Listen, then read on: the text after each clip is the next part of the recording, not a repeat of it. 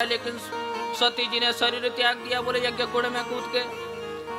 तो सुखदेव जी परीक्षित जी कहने लगे, अरे महाराज, जब सती जी का विवाह जब शंकर जी से हुआ तो उन्होंने यज्ञ कुंड में अपने शरीर को क्यों त्यागा, यज्ञ कुंड में क्यों कूदना पड़ा? ऐसा कहा तो जब सुखदेव जी कहते हैं, राजन, ये उस समय की बात है जब सारे देवताओं का नायक दक्ष प्रजापति को बना दिया। जब उसे नायक बना दिया तो बोले क्या हुआ, जब कोई बड़ा अधिकारी आता है तो उससे पहले सारी व्यवस्थाएं किया जाता है कि अधिकारी साहब आ रहे हैं, उनका आज वेलकम होगा, स्वागत होगा। तो बोले महाराज क्या हुआ, दक्ष प्रजापति के स्वागत के लिए भव्य बड़ा आयोजन किया गया। सारे देवताओं के आसन लगे हुए हैं, ब्रह्मा विष्णु महेश सारे देवता लोग बैठे हुए हैं दक्ष प्रजापति की स्वागत में। और एक खासियत होती है बड़े लोगों की, बड़े लोग तभी आते बिल्कुल एंड में, अगर पहले जाएंगे तो कौन देखेगा। सभी लोग एकजुट हो जाए तब एंड में आते हैं कि जब सब लोग खड़े होकर उत्साह के साथ मेरा वेलकम करें, स्वागत करें। ऐसा ही चाह करके बोले दक्ष सबसे एंड में आया सभा में पहुंचा तो सारे जितने लोग बैठे हुए थे सब खड़े होकर के स्वागत करने लगे, ताली बजाने लगे। लेकिन बोले महाराज क्या हुआ, ब्रह्मा जी खड़े हो गए, विष्णु जी खड़े हो गए, सारे देवता खड़े हो गए, लेकिन शिव जी बैठे हुए। तो शिव जी तो दामाद है, और बड़े लोगों की खासियत होती है उसकी नजर उसी पे जाती है, जो खड़ा है उस पे नहीं गई, जिस पे जो बैठा होगा ना उसी पे नजर जाएगी। और दक्ष प्रजापति ने देखा, देखो सब, अरे देखो इतने सारे देवता लोग तो मेरे सम्मान में खड़े हो गए, और मेरा दामाद शंकर बैठा हुआ है। जाकर के अपनी गद्दी में बैठा दक्ष प्रजापति। बैठते ही कहने लगा, बोले अरे सभी लोग ध्यान से सुनो,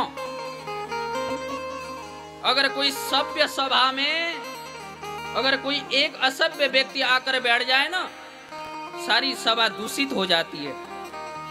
तो ऐसा कहा तो सब आंख फाड़ फाड़ के देख रहे, सारे देवता लोग, यहाँ कौन असभ्य व्यक्ति आके बैठ गए, सब इधर उधर आपस में देख रहे हैं। दक्ष प्रजापति बोला, अरे ऐसे क्या आंख फाड़ फाड़ के क्या देख रहे हो इधर उधर, अरे तुम देखो शंकर को, देखो कैसे बंदरों की तरह आंख फड़फड़ाते हुए बैठे हुए मुझे देख रहा है।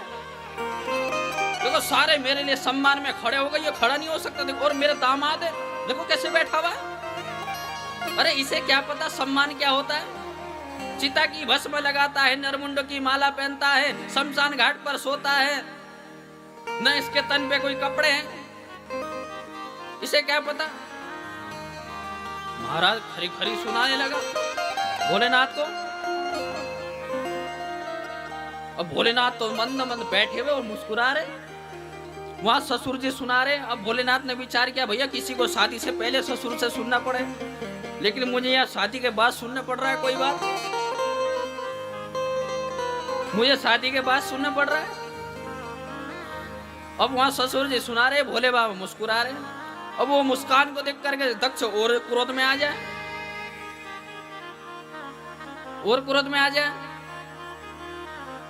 बोले क्या हुआ,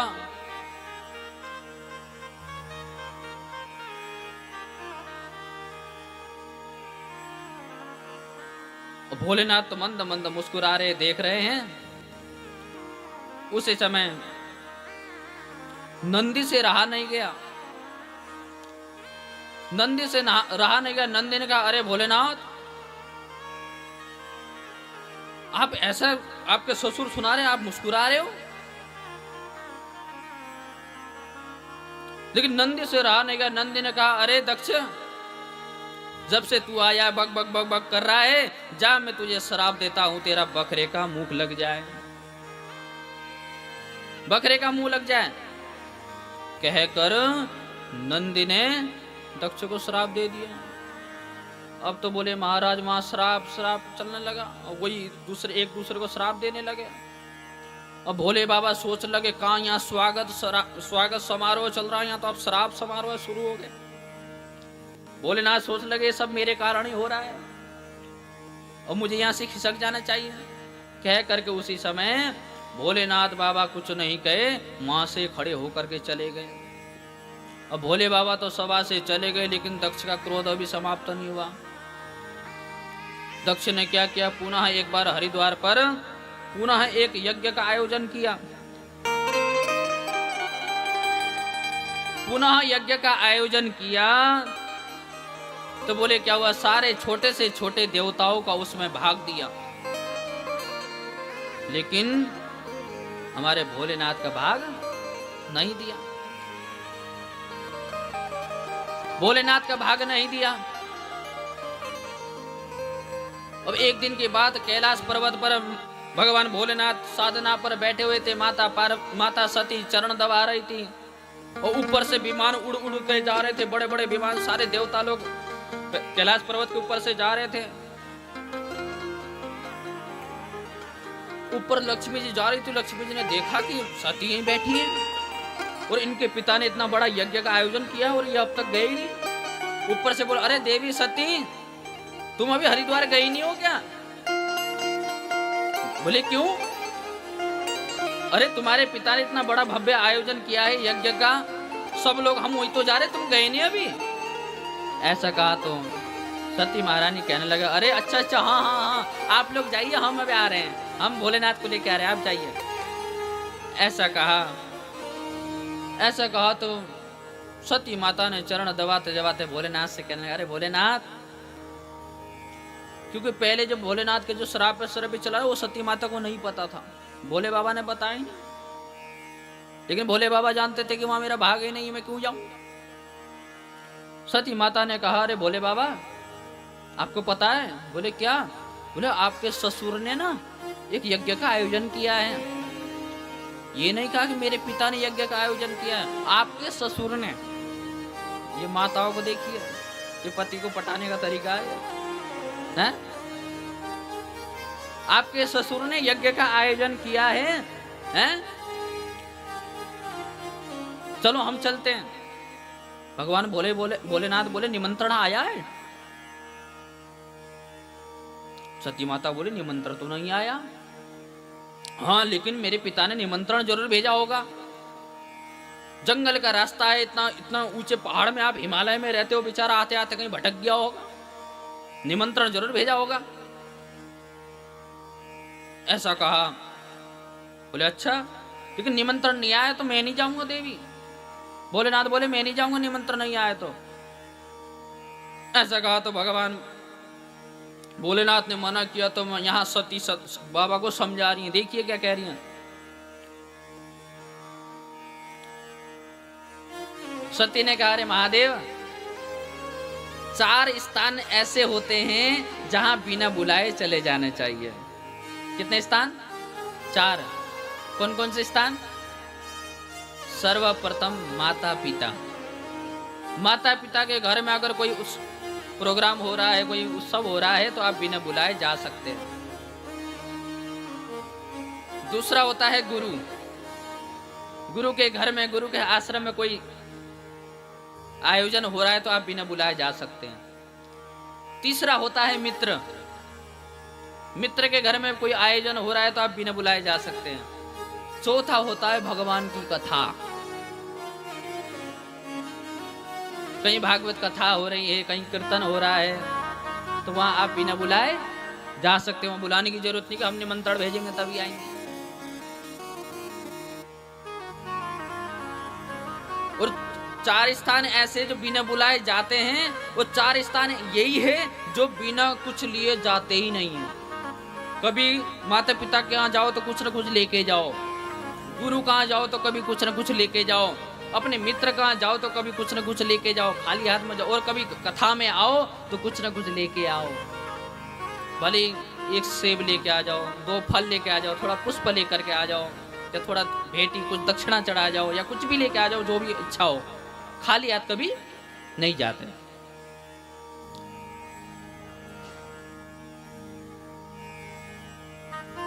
ऐसा जब सती जी ने यहाँ महादेव को समझाया ना, महादेव कहने लगे, देवी एक बात कहूं, इन स्थानों पर जाना तो चाहिए, लेकिन कब जाना चाहिए? यद्यपि मित्र प्रभु पितु गुरु गेहा, जाइय बिनु बोले न संदेहा। यद्यपि विरोध मान जहाँ कोई, तहाँ गए कल्याण न होए। महादेव ने कहा सती, ऐसे 4 स्थानों पर जाना तो चाहिए, लेकिन तभी जाना चाहिए जब उनसे हमारा व्यवहार मिलता हो। जब भगवान भोलेनाथ ने ऐसा कहा, माता जी का चेहरा उतर गया। सती माता कहने लगे, अब भोलेनाथ आप जाओ न जाओ, मैं तो जा रही हूँ। अब तो वह अपनी पुड़िया बांध करके चलने लगी। सती महारानी चलने लगी, लेकिन थोड़ा सा आगे जाए तो फिर विचार करने लगे, देखो बिना भोले बाबा की आज्ञा के आ रही हूँ, पहली बार जा रही हूँ, कुछ हो ना जाए।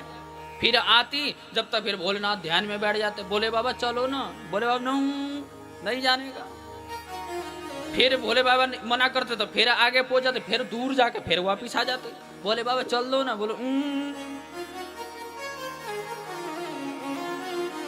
बोले अब की बार तो झोली लेकर के इतना आगे गई कि वापिस मोड़ कर नहीं आई। लेकिन भोलेनाथ जानते थे अब ये लौट कर आने वाली नहीं है। उसी समय अपने अनुचरों को बुलाया और कहा कि जितना सती का सामान है सब लेकर के जाओ। वो जितने अनुचर थे, बोले जितना नंदी आदि थे, सब लोग जितना भी वहाँ सती का सामान था सब लेकर के हरिद्वार तक आए।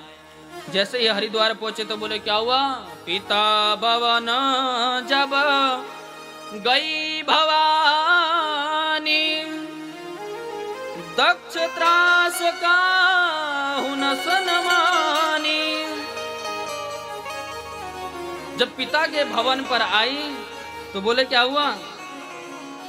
पिता के भवन पर आई तो बोले क्या हुआ? जैसे ही यज्ञशाला में आई, आकर के देखा कि छोटे से छोटे देवताओं का भाग लगा हुआ है, लेकिन भगवान भोलेनाथ का भाग कहीं पर नहीं। भगवान भोलेनाथ का भाग कहीं पर भी नहीं।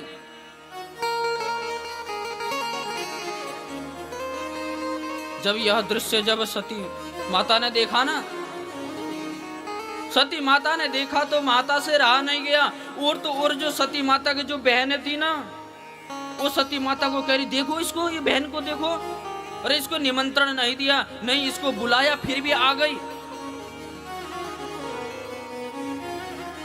निमंत्रण भी नहीं दिया, नहीं बुलाया, फिर भी आ गई। ऐसा कहा तो सती माता से रहा नहीं गया। सती माता के मन में दुख प्रकट हुआ। सती माता सोचने लगी, अरे मेरे पिताजी इतना धिक्कार हो गए, अरे छोटे से छोटे देवताओं का भाग दे दिया और मेरे भोलेनाथ का भाग नहीं दिया। लेकिन सामने से प्रसूति माता आई, आकर के अपनी बेटी को गले से लगाया, क्योंकि माँ की ममता माँ की होती है। माँ ने गले से लगाया, सती माता को गले से लगाया और सती से कहा, अरे बेटी तू क्यों चिंता करती है? अरे तेरे पिता ने नहीं बुलाया, कोई बात नहीं, अरे मैं तो हूं ना, मैंने बुलाया है तुझे। बोल करके हृदय में लगा करके माता सती को प्रसूति माता अपने गले से लगाती है।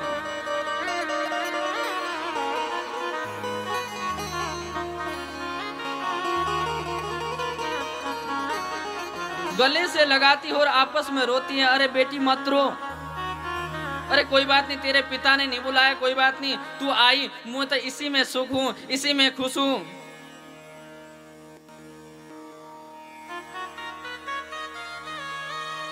ऐसा जब माँ ने कहा ना सती से, थोड़ा मन हल्का हुआ। भीतर गई, भीतर जा करके देखा कि यज्ञ कुंड बना हुआ है, चारों ओर सारे देवताओं का भाग लगा हुआ है, लेकिन महादेव का भाग नहीं। महादेव के भाग को न देख करके जितने वहां सभासद लोग बैठे हुए थे, सबसे सती महारानी कहा, अरे सुनो सुनो सभासद, सकल मुनिंदा, कही सुनी जिना शंकर निंदा।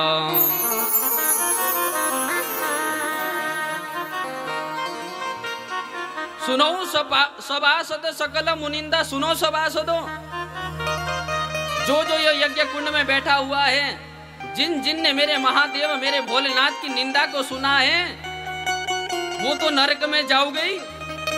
और ये मेरा पिता दक्ष, और ये मेरा पिता दक्ष भी जरूर नरक में जाएगा, क्योंकि इसने मेरे महादेव को भाग नहीं दिया। ऐसा कह करके रोते रोते रोते सती सबके सामने देखते देखते देखते यज्ञ कुंड में जा करके कूद पड़ी। बोले महाराज अब तो वहां क्या हुआ? दक्ष ने रिभु देवताओं को प्रकट किया। रिभु देवताओं को प्रकट करे, जितने देवता लोग बैठे थे सबको खंडित कर दिया।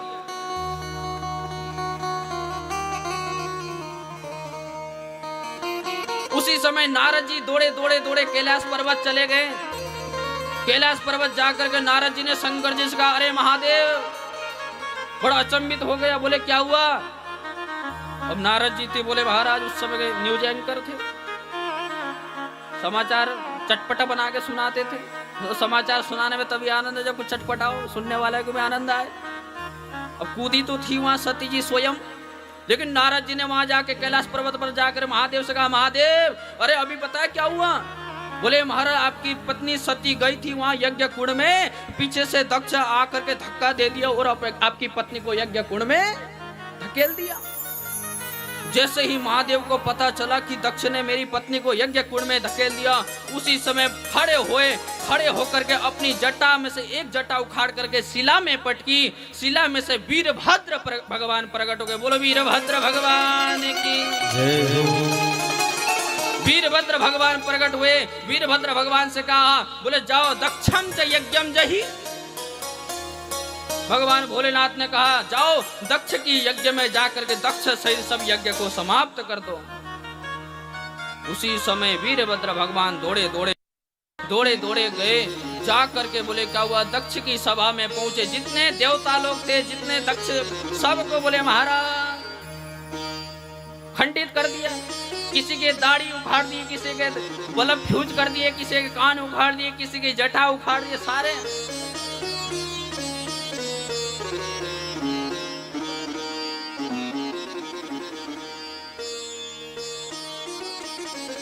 वीरभद्र भगवान ने सबको खंडित कर दिया। अब सारे देवता लोग एक इकट्ठा हो रोते रोते रोते ब्रह्मा जी के पास पहुंचे। ब्रह्मा जी के पास पहुंचे, बोले महाराज गए थे भाग लेने के लिए, हमें तो ऐसो भाग मिलो, हमारा ही भाग छीन गए।